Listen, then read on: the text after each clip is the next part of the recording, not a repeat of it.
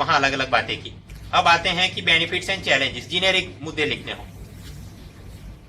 पहले बेनिफिट्स में यहां पर ये इंटरनल एडमिनिस्ट्रेशन या एडमिनिस्ट्रेटिव रिफॉर्म्स के नाम पे क्या लिख सकते हो?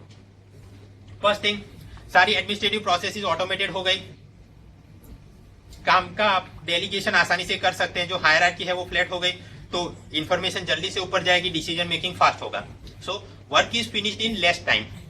अगर कम समय में काम समाप्त हो गया तो एग्जीक्यूटिव के पास ज्यादा समय रहेगा क्रिएटिव थिंकिंग के लिए, फ्यूचर प्लानिंग के लिए, right? Because physical movement of the people and paper is reduced. MIS GIS के मुद्दे आप लिख सकते हो। So bottom line is money, time, travel, effort, ये सब रिड्यूस हो जाएगा। इवन सिक्योरिटी चैलेंज भी रिड्यूस हो जाएगी, क्योंकि हाथ पे आपको कैश कम रखना है, वो सारा ऑनलाइन पेमेंट हो रहा है। और जो भी एडमिनिस्ट्रेशन होगा it will be error free administration. आप जीपीएफ है, TADA calculation, accounting, budget, grant, इसको दिया, ये वो सभी कुछ क्योंकि ऑटोमेटिकली होगा तो विदाउट एनी एरर्स। तो इंटरनल एडमिनिस्ट्रेशन में क्या फायदे, ये कुछ फायदे लिख सकते हैं। सोसाइटी एट लार्ज को क्या फायदा? पहले तो अकाउंटेबिलिटी, एथिक्स टाइप के मुद्दे कि पब्लिक पार्टिसिपेशन मैक्सिमम हो जाएगा, तो quality, accountability, responsiveness, fairness, integrity, openness, ये सब कुछ बढ़िया बढ़िया हो जाएगा। नेशनल इंटीग्रेशन और नेशन बिल्डिंग के मुद्दे, आप कोई स्कीम चला रहे हो लेकिन वहां पर गरीब आदमी को, किसी ट्राइबल को, किसी जम्मू कश्मीर के यूथ को वहां पर लाभ नहीं मिल रहा है। So fruits of the development are not reaching to him, right? और फिर एक्सट्रीमिज्म की एक समस्या होगी। अब क्योंकि यहाँ पर आईसीटी की मदद से आपने इंटरमीडिएरी कम कर दिए, तो इंस्टेंट एक्सेस है, प्रॉम्प्ट रिस्पॉन्स है, इकोनॉमिक ग्रोथ होगा, जॉब क्रिएशन होगा, तो एक्सट्रीमिज्म कम होगा, डेवलपमेंट ज्यादा होगा। अनदर थिंग, गुडविल, साख, मंगल कामना। आपको डोमिसाइल सर्टिफिकेट या कुछ लेना है और आप सरकारी ऑफिस में गए, 3 बार धक्के खाए, 15 दिनों तक आपको मिला नहीं, तो आपको क्या लगेगा? ये सरकारी मशीनरी निकम्मी है। और आप अब रास्ते पे चल रहे, कहीं पे बड़ा बोर्ड है कि स्वच्छ भारत में पार्टिसिपेट करें, आप जानबूझ के वहीं पे थूक के जाएंगे, राइट? सो लेकिन ये आईसीटी की मदद से आपने इंस्टेंट एक्सेस, प्रॉम्प्ट रिस्पॉन्स दिया, तो जनता का जल्दी जल्दी काम हो रहा है, तो जनता के बीच ब्यूरोक्रेसी की गुडविल बढ़ेगी, साख बढ़ेगी, मंगल कामना बढ़ेगी, लोगों के अंदर अंतरात्मा जागेगा उनका कि हमने भी राष्ट्र निर्माण में ये सिविक ड्यूटी में मदद करनी चाहिए, गंदगी नहीं फैलाएंगे, कचरा साफ करेंगे, so on. So national integration, nation building, यहाँ आप कुछ कर सकते हैं। देन इंक्लूसिव ग्रोथ के लिए क्या चाहिए? सबका ह्यूमन डेवलपमेंट, तो ई लर्निंग है, टेलीमेडिसिन है, उसके चलते ह्यूमन रिसोर्स का आप डेवलपमेंट कर सकते हैं, डेमोग्राफिक डिविडेंड को आप रीप कर सकते हैं, ग्रास रूट पे करप्शन कम होगा, लास्ट माइल कनेक्टिविटी मिलेगी, किसानों का विकास, गरीबों का विकास, और उन सबको आप पार्टिसिपेटरी डिसीजन मेकिंग भी दे रहे हो। गांव में भी दोगे, ओके, ग्राम सभा के अंदर, शहरों में भी दोगे। वो स्मार्ट सिटी सीईओ लागू करेगा, लेकिन एक एडवाइजरी काउंसिल है, वहां पर कोई भी आप मोबाइल ऐप से फीडबैक दे सकते हो। So like that society at large को फायदा है। इकोनॉमी को क्या फायदा है? सेक्टर वाइज देखिए, एग्रीकल्चर में क्या, किसान को एक्सटेंशन सर्विस मिली तो उसका एग्रीकल्चर यील्ड बढ़ेगा, फूड प्रोडक्शन बढ़ेगा, फूड इन्फ्लेशन कम होगा, ओके, कमोडिटी प्राइस उसको पता चलेगा, वेदर एनालिसिस पता है, तो अगेन उस हिसाब से वो अपना cropping pattern he can modify. Working professional को क्या, अगर आपको कोई सर्टिफिकेट लेना है तो आपको नौकरी में एक दिन बिगाड़ के या काम का एक दिन बिगाड़ के सरकारी ऑफिस में जाना पड़ता था, लेकिन अब क्योंकि 24/7 सर्विस है तो you can gain those things beyond office hours. तो लेबरर्स, प्राइवेट एम्प्लॉय, इन सब का काम हो गया, तो उतने man days are not lost, और जितने मैन डेज नहीं लॉस्ट हुए तो जीडीपी में उतना ज्यादा मैन्युफैक्चरिंग सर्विस सेक्टर में प्रोडक्शन मिलेगा। कॉर्पोरेट्स को क्या फायदा? पहले हर एक डिपार्टमेंट में जाके सूटकेस खिला के कराना पड़ता था, नाउ सिंगल विंडो क्लियरेंस है, तो जो बाबुओं का इंस्पेक्टर राज था या फिर डिस्क्रिशनरी ह्यूमन इंटरफेस, विवेकाधीन जो एंगल था वो कम हो गया, तो एज ऑफ डूइंग बिजनेस हो गया, ओके, तो प्रोडक्शन बढ़ेगा, नई कंपनियां खुलेगी, नौकरियां बढ़ेगी, एफडीआई बढ़ेगा, एंड सो ऑन। वो सारे अच्छे मुद्दे लिख सकते हो। सरकार को क्या फायदा? पब्लिक फाइनेंस के अनुसंधान में, अब क्योंकि ये सब अच्छा हो रहा है तो जीडीपी बढ़ेगा, उस हिसाब से टैक्स का इनकम सरकार का बढ़ता जाएगा। अब ऑनलाइन टैक्स पेमेंट है तो उस हिसाब से कॉस्ट कम हुआ, रेवेन्यू डेफिसिट, फिजिकल डेफिसिट के आंकड़े आप जो सकते हो। फिर जो भी पैसा पब्लिक फाइनेंस में आया वह आप स्कीम सब्सिडी में डाल रहे हो, ग्रांट में दे रहे हो, वहां पर लीकेज कम हो जाए, तो जितना पैसा कम लीकेज में गया उतना ज्यादा सुखाकारी होगी, and so on. So economy के फायदे हैं। लास्टली एनवायरमेंट, आप एनवायरमेंट ओके, पेपरलेस ऑफिस हो गया तो उतना ट्री कटिंग कम होगा, फिर ट्रैफिक कंजेशन और पॉल्यूशन, उन सब में जो स्मार्ट सिटी डैशबोर्ड मदद करेगा, उस हिसाब से एनवायरमेंट को उतना फायदा। एंड हमने देखा कि ई गवर्नेंस के अलग अलग इवोल्यूशन स्टेज थे। पहला स्टेज क्या था? वन वे कम्युनिकेशन के आप एप्लीकेशन फॉर्म केवल अपलोड पीडीएफ फाइल करते थे और बंदे ने वो प्रिंट करके वो भर के लेके आता। Even at that stage you can think कि बंदे की अगर वो स्टेज नहीं होता तो उसने 2 बार राउंड मारना पड़ता, एक बार फॉर्म लेने आया, फिर वो भरेगा, फिर वापस देने जाएगा। So even in the first stage आपका उतना काम, ट्रैफिक कंजेशन उसने कम करा दिया। तो ई गवर्नेंस के क्या फायदे? ब्यूरोक्रेटिक एंगल से इंटरनल एडमिनिस्ट्रेशन, एडमिनिस्ट्रेटिव रिफॉर्म के नाम पे, एरर फ्री गवर्नेंस और ज्यादा समय आपको क्रिएटिव थिंकिंग के लिए मिलता है। सोसाइटी को क्या फायदा? इंक्लूसिव ग्रोथ में कैसे मदद करता है? गुडविल, मंगल कामना, सुखाकारी, अपनी साख बढ़ी, वो सारे मुद्दे। इकोनॉमी में क्या फायदा? टेस्ट टू जीडीपी रेशियो बढ़ेगा, एज ऑफ डूइंग बिजनेस है तो एफडीआई बढ़ेगा, नौकरियां बढ़ेगी एंड सो ऑन। और इन्वायरमेंट, जब कुछ भी नहीं आए तो इन्वायरमेंट वाले मुद्दे 200 शब्दों में लिख सकते हैं। Lastly challenges. चैलेंजेस में क्या? सबसे पहले कनेक्टिविटी। रूरल अर्बन डिवाइड है, सभी के पास इंटरनेट नहीं है। मेल फीमेल डिवाइड है, महिलाओं के पास उतना नहीं है। सो उसके चलते जो भी आप ऐप वगैरह का निर्माण करें वो उतना लास्ट माइल कनेक्टिविटी नहीं देखने को मिला। एग्रीकल्चर में तो लोगों ने समझ लिया, ओके वो एम किसान पोर्टल, एसएमएस, यूएसएसडी सिस्टम लेके आए, लेकिन वही सारी चीजें फिर हमने ये, चाहे वो इंदिरा गांधी मातृत्व सहयोग हो, मनरेगा, सभी जगह पे ऐसा कुछ हमने एक्सप्लोर करने की आवश्यकता है। कैपिटल, अब क्योंकि कनेक्टिविटी में ये डिवाइड है तो ढेर सारा पैसा चाहिए आईटी इंफ्रास्ट्रक्चर बनाने के लिए। तो डिजिटल इंडिया, स्मार्ट सिटी, वहां पर जितनी अपनी एम्बिशन है उस हिसाब से फंडिंग में प्रावधान नहीं है। पॉलिसी मेकर्स ये सोचते हैं कि कोई भी नया प्रोजेक्ट लागू करने से पहले इंटरनली उसे टेस्ट किया जाए। मान लो जीएसटीएन ही लागू करना था तो जीएसटीएन कंपनी वाले किसी एक शहर को पकड़ के वहां कुछ पायलट प्रोजेक्ट करते ताकि उसको पता चल जाता कि ये स्ट्रक्चर में, इम्प्लीमेंटेशन में क्या कॉस्ट पैरामीटर से क्या तकलीफें आ जाती है। And then large scale deployment करना हो तब जाके वो इन्फोसिस को आउटसोर्स कर देते। अगर ऐसा किया जाता देन एफिशिएंटली काम हो सकता, लेकिन जीएसटीएन के अंदर उससे उल्टा, खुद से उन्होंने कुछ किया ही नहीं, सीधा आउटसोर्सिंग में दे दिया। अब 5 साल तक इन्फोसिस वाले चलाएंगे, तब तक इन्हें ठीक लगेगा, then they will take over and like that. तो वो ठीक नहीं हो रहा है। पब्लिक प्राइवेट पार्टनरशिप की भी आवश्यकता होगी, लेकिन फिर चिंता की अकाउंटेबिलिटी ऐसी चीजों की कहां पर? प्राइवेसी इश्यू, आपने ये नेहा पोर्टल वाली बात करी कि सबका हेल्थ रिकॉर्ड, अगर ऐसा कुछ उसमें प्राइवेट कंपनी को सर्वर मैनेजमेंट दिया जाए, हो सकता है वो आपका डेटा किसी को लीक कर दे और इस हिसाब से फिर प्राइवेसी इज वायलेटेड। आप ये भी सोच सकते हैं कि प्राइवेट कंपनी वाले मुफ्त में सबको इंटरनेट दे रहे हैं, फेसबुक वाले वगैरह, तो वहां नेट न्यूट्रलिटी वायलेट हो रही। तो वो सारे एंगल पे थोड़ी थोड़ी चर्चा आप कर सकते। देन कनेक्टिविटी देख लिया, कैपिटल देख लिया, ठीक है, कनेक्टिविटी भी बना दिया, कैपिटल भी मिल गया। अब क्या है? वेबसाइट बनानी, ऐप बनानी है, तो then you need content development. Content कैसा होना चाहिए? बायलिंगुअल, वर्नाक्युलर होना चाहिए ताकि गांव वाले समझ सके। स्टैंडर्ड फॉर्मेट, स्टैंडर्ड एनकोडिंग होना चाहिए कि एक्सेल में डेटा बनाए तो सभी डिपार्टमेंट वाले केवल एक्सेल में ही बनाए। अगर गुजराती में लिख रहे तो सभी या तो वरुण में लिखो या श्रुति में। हर एक बार ये होता है कि डिस्ट्रिक्ट से डेटा आएगा वो वरुण में होगा, सचिवालय में श्रुति यूज करेंगे तो वो बनेगा नहीं। So what they will do, Excel का पीडीएफ बना दिया और पीडीएफ को फिर वो वापस एक्सेल करके कोई संकलन नहीं करेंगे। So big picture will not emerge, MIS नहीं कर सकते हम लोग। तो ये सब सोचने की आवश्यकता है। अब जीआर बिल एक्ट ये सब पीडीएफ बनाते हैं, लेकिन वो पीडीएफ अपलोड किया, उसके अंदर सिलेक्टेड टेक्स्ट अगर सर्च करनी हो तो उसके लिए ऑप्टिकल कैरेक्टर रिकॉग्निशन उसकी सुविधा नहीं है। फोटोज, मल्टीमीडिया भी चाहिए कंटेंट वेबसाइट बनाने के लिए, लेकिन बिना सोचे समझे गूगल सर्च से जो फोटो मिला वो वेबसाइट पे डाल देते हैं। इसके चलते कभी कभी सरकार को शर्मिंदा भी होना पड़ा है। मेरे ख्याल से एक बार केस ऐसा बना कि गुजरात में मुस्लिम लड़कियों को कंप्यूटर की तालीम दी जा रही है, ऐसा कुछ साइट पे फोटो रखना था और पता चला कि वो जो गूगल सर्च से लेके आए वो दूसरे राज्य का फोटो लगाया था। सेम एक कुछ जनरल को कोई बड़ा शौर्य पुरस्कार मिला गया, लेकिन पता चला कि वो तो पाकिस्तान के जनरल का फोटो लगा दिया है। तो ये यहाँ पर भी ये कंटेंट डेवलपमेंट में ऐसी छोटी छोटी बात है। अल्टीमेटली यूजर फ्रेंडलीनेस नहीं है। 5 स्टेज का एवोल्यूशन होना चाहिए, हम 5वें स्टेज में 2015 तक नहीं पहुंचे। और ये सब क्यों हो रहा है? ये तकलीफ है इसलिए क्योंकि आदमी स्किल वाले नहीं है, और आदमी स्किल वाले बनाए then what you have to do, skill India, digital India mission. ठीक, मान लो ऐसे आदमी भी मिल गए और आपने बढ़िया वेबसाइट भी बना दी, लेकिन जनता को पता होना चाहिए कि इसका यूटिलिटी क्या है। हमने देखा 800 से अधिक वेबसाइट एग्रीकल्चर रिलेटेड बनाई गई है, उन सबको बंद कर, मतलब उसके सामने एक नई एम किसान पोर्टल ऐप बनाया गया, लेकिन आप पाएंगे ज्यादातर किसानों को उसके बारे में भी पता नहीं होगा। So why people are unaware, disinterested, उनका उसमें रुचि जुगाइए, क्योंकि word of mouth publicity awareness कराइए। आपने देखा ये यूपीएससी जीपीएससी के अंदर ऑनलाइन एप्लीकेशन मंगाई जाती है, as such it is efficient और बढ़िया होना चाहिए, लेकिन आप पाएंगे कि गांव के युवकों को अभी भी वो पता नहीं कि ऑनलाइन फॉर्म कैसे फिलअप करते हैं, तो वो साइबर कैफे में जाएंगे और वहां उनसे पैसे लिए जाएंगे। तो मतलब ये यूजर को उनका ट्रेनिंग कुछ देने की आवश्यकता थी। So like that utility awareness भी पढ़ाने की आवश्यकता है। देन साइबर लॉ के ऑथेंटिकेशन ऑफ डिजिटल साइन, जो भी इलेक्ट्रॉनिक रिकॉर्ड है उसका रिकॉग्निशन होना चाहिए एंड सो ऑन। ये तो मतलब आईटी एक्ट के अंदर प्रावधान है, कुछ और बढ़िया करने की आवश्यकता है। प्राइवेसी एंड सिक्योरिटी कंसर्न को देखा जाए।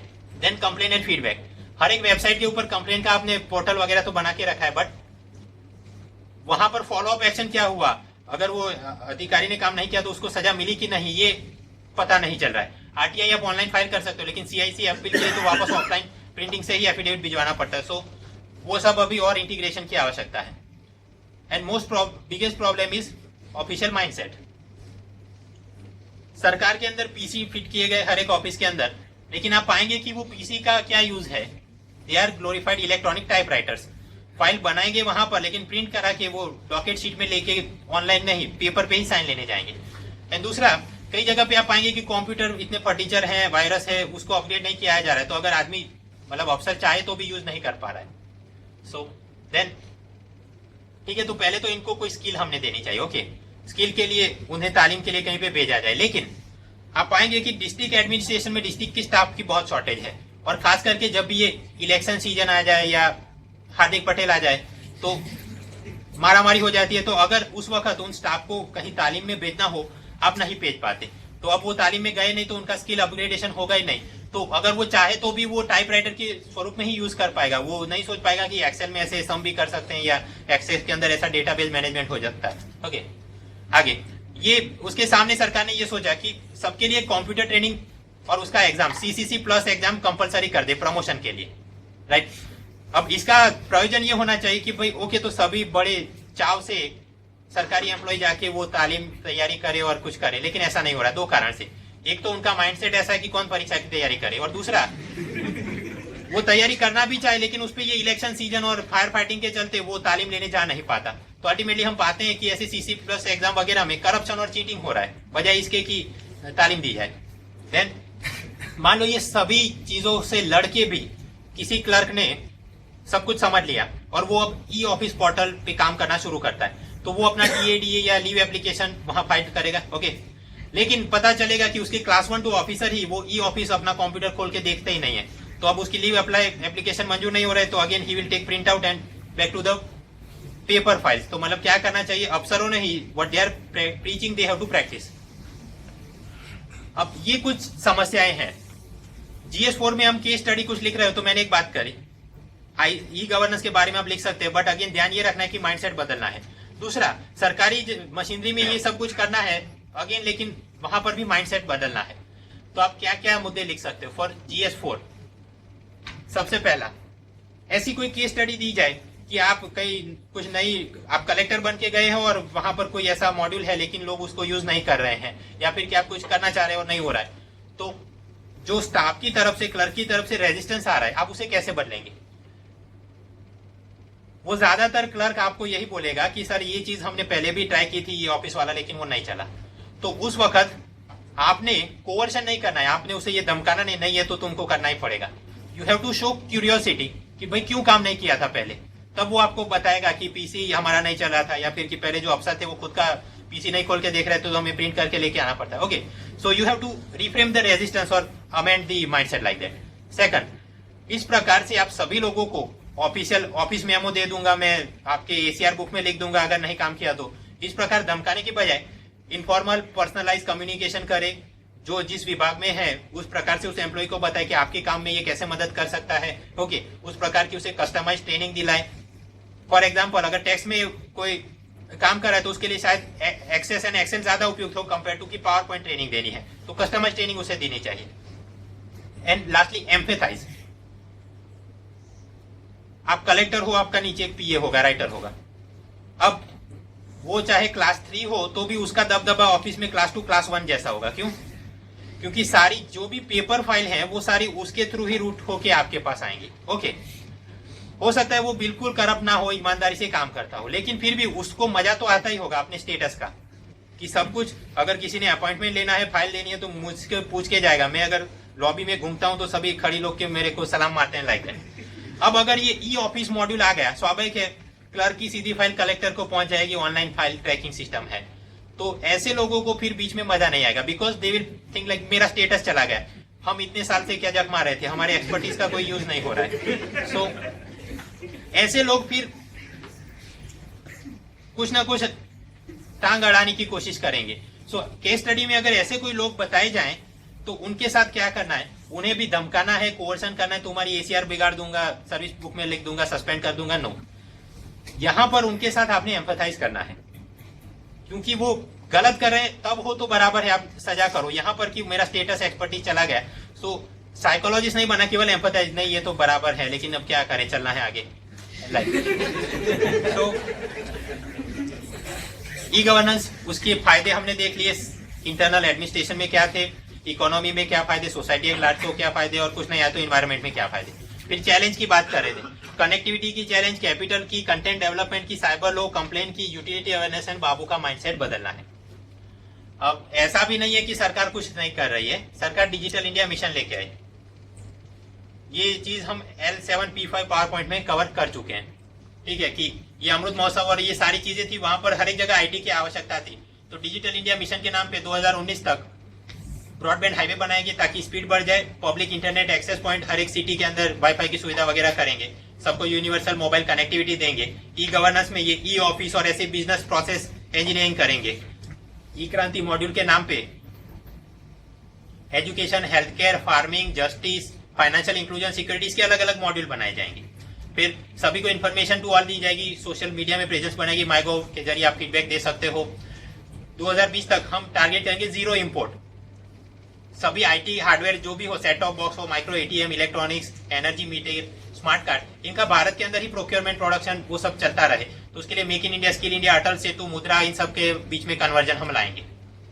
आईटी जॉब स्वाभाविक है, ये सब होगा तो नई आईटी जॉब्स खड़ी होंगी, तो रूरबन सेंटर के अंदर 1 करोड़ आईटी रेडी प्रोफेशनल हम तैयार करेंगे। नॉर्थ ईस्ट में बीपीओ सेंटर को प्रोत्साहन देंगे और हर एक जगह पे टीचर्स, ट्रेनर, डेटा ऑपरेटर की आवश्यकता होगी तो उन्हें तालीम दी जाएगी। And 9th is early harvest, कुछ कि ये तो 2019-20 तक धीरे धीरे करना है, लेकिन कुछ ऐसी चीजें कि हाल ही उसे लागू कर दो, जैसे कि ये मिसिंग किट, तो उसके लिए खोया पाया नाम का पोर्टल बना दिया। उसी प्रकार मास ग्रीटिंग के लिए सरकार के पोर्टल बना दिए, एप्स बना दिए गए। सभी यूनिवर्सिटी के अंदर कुछ कनेक्टिविटी, डिजास्टर के लिए SMS अलर्ट दे दिया जाए एंड सो ऑन।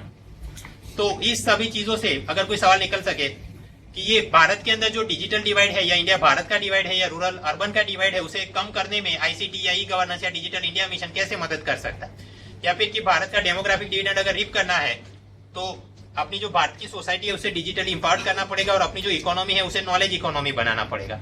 तो इस अनुसंधान में क्या महत्व है, तो आप लिख सकते हो, हाँ ठीक है कि ये optical fibre network, national knowledge network, universal service fund obligation fund, public wifi, ये सब की मदद से आपने डिजिटल डिवाइड कम किया।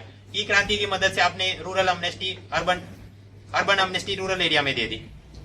इलिटरेसी करोगे, 0% इंपोर्ट का टारगेट है, तो आईटी जॉब्स खड़ी होंगी, 1 करोड़ रूरबन एरिया के अंदर नौकरियां खड़ी होंगी।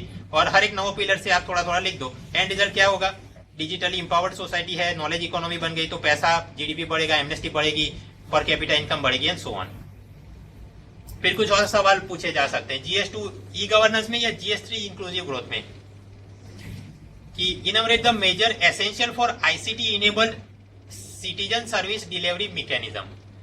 अब कभी कभी ये हो सकता है कि उत्साह में आप बनना पड़े आके आईसीटी सिटीजन सर्विस, तो फिर आईपीएस वाला सब कुछ चीज लेके आ जाए आदमी। सवाल को आप समझिए, ये क्या है, इनमरेट द मेजर एसेंशियल्स, क्या क्या जरूरत होती है।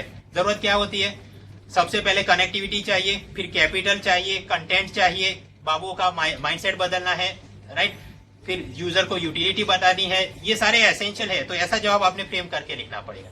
Next, enumerate the measures required to be taken for effective implementation of ICT in rural development. तो ग्रामीण इलाकों में उसका व्याप बढ़ाने के लिए क्या, आगे कैपिटल, कनेक्टिविटी, कंटेंट, माइंडसेट, वही सारे मुद्दे आप रिसाइकल करके लिख सकते हो। Enumerate the role of ICT as a tool of good governance and human development. Again वो जो हमने सीखा है आईपीएस, वहां से आपको ह्यूमन डेवलपमेंट वाले जो अच्छे मुद्दे दिखे, विमेन एम्पावरमेंट वाले दिखे, पीआरआई वाले दिखे, गुड गवर्नेंस के नाम पे अकाउंटेबिलिटी और ट्रांसपेरेंसी और एनपीएम जो जो लिखे आप लिख सकते हो।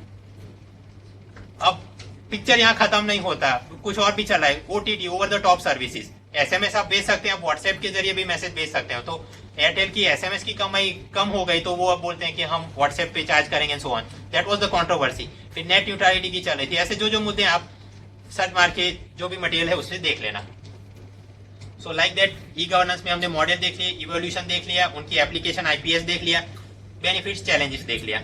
अगली बार मिलेंगे तो GS2 में role of NGO in development process, pressure group in polity और सिविल सर्विस इन डेमोक्रेसी देखेंगे।